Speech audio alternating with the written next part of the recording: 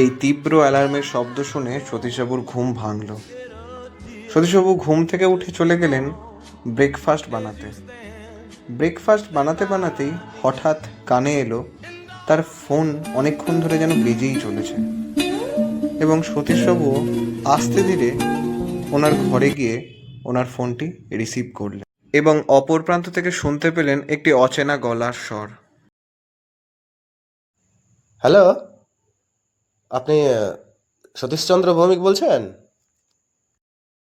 আপনি কে বলছেন সেটা তো আগে বলুন। আমি প্রলয় সামন্ত। আপনার লেখা রিসার্চ নিয়ে আমি বেশ ভালোই জানি, তবে আমার যেটা মনে হয় আমার সাথে আপনার দেখা হওয়াটা অত্যন্ত জরুরি বটে।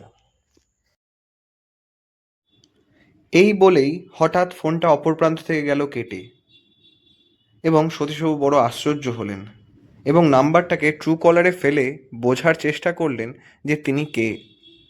কিন্তু তিনি কোনো তথ্যই পেলেন না ওনার সম্বন্ধে, শুধু ওই নাম্বারটা ছাড়া। এরপর সতীশবাবু নিজের ফ্ল্যাটের সিঁড়ি দিয়ে নেমে এলেন এবং সিকিউরিটি গার্ডকে হেসে বললেন, গুড মর্নিং দাদা। এবং এই বলে তিনি হেঁটে চলে গেলেন গ্যারেজের দিকে। এরপর সতীশবাবু ওনার গাড়িতে করে বেরোলেন কলেজের উদ্দেশ্যে। কিছুক্ষণের মধ্যে পৌঁছলেন ন্যাশনাল কলেজে, এবং তিনি কলেজের ভেতরে প্রবেশ করে হাঁটতে হাঁটতে গিয়ে দাঁড়ালেন একটি ক্লাসরুমের সামনে, যেখানে একটি ম্যাডাম ক্লাস করাচ্ছিলেন। এবং সেই ম্যাডামটিকে দেখে সতীশবাবু এবং ম্যাডাম উভয়ই হাসলেন। ক্লাস শেষ করে অনিন্দিতা সতীশবাবুর সঙ্গে গল্প করতে করতে গিয়ে বসলেন গাড়িতে, এবং বাড়ি ফেরার সময় সতীশবাবু অনিন্দিতাকে বললেন, তারপর কি তারপর? তাহলে বিয়েটা কবে করছিস? তা তুই বিয়েটা করাবি বুড়ো? এই শুনে সতীশবাবু কথা ঘুরিয়ে দিলেন।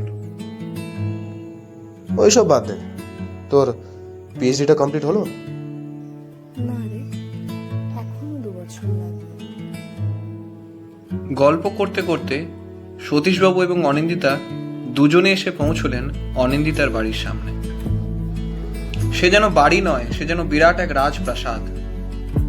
এবং অনিন্দিতা সতীশবাবুকে নিয়ে প্রবেশ করলেন ওনার বাড়িতে। অনিন্দিতার বাড়ির সকলের সঙ্গে পরিচয় করলেন সতীশবাবু, এবং দুপুরবেলা অনিন্দিতার বাড়ির সকলের সঙ্গে সতীশবাবু খাওয়া দাওয়া শেষ করল। এরপর অনিন্দিতা সতীশবাবুকে নিয়ে গেল অনিন্দিতার রিসার্চ রুমে, যেখানে সে রিসার্চ করে সাউন্ড নিয়ে। অনিন্দিতা পেশায় শিক্ষাদান করলেও অনিন্দিতার বাড়ির লোক এসেছিল নবদ্বীপ থেকে। হ্যাঁ, নবদ্বীপ, শ্রী চৈতন্য ভূমি নবদ্বীপ। অনিন্দিতার দাদু ছিলেন নবদ্বীপের অন্যতম শ্রেষ্ঠ সঙ্গীত শিল্পী। ওনার হরিনাম সংকীর্তন, সুর, তাল, জ্ঞান, সঙ্গীত চর্চা প্রত্যেকটি জিনিসই ছিল অসাধারণ। অনেকের মতে তিনি যেন ঈশ্বরকে ডাকতে পারতেন সঙ্গীত দিয়ে। এই কারণেই উনি রাষ্ট্রপতির কাছে পুরস্কারও পেয়েছেন বহুবার। এই জন্যেই অনিন্দিতার সাথে সঙ্গীতের সম্পর্ক অনেক ছোটবেলা থেকে।